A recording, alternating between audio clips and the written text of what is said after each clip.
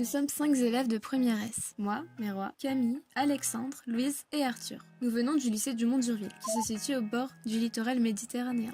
C'est pour cela que nous avions décidé de travailler sur un sujet local, qui sont les bateaux. Plus exactement, ce que la chimie peut apporter aux coques de bateaux. Cela nous a amené à nous demander comment on peut protéger les coques des bateaux tout en respectant l'environnement. La simulation de corrosion marine est réalisée dans un mélange homogène de quelques grammes de ferricyanure et de chlorure de sodium afin d'imiter les conditions de la mer. Ensuite, dans des boîtes de pétri, nous avons recouvert les métaux utilisés pour les coques de bateau de cette solution.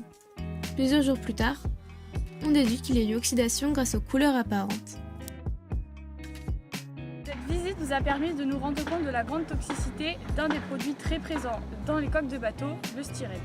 Nous avons pu observer lors de cette visite que et l'environnement et les employés étaient protégés contre ces émanations. Cette visite est organisée grâce à notre professeur de physique-chimie ainsi que celle de classe préparatoire et l'assistante ingénieure de notre lycée nous a permis de nous faire découvrir une facette artisanale qui nécessite des importants savoir-faire uniques à cette entreprise mondialement connue.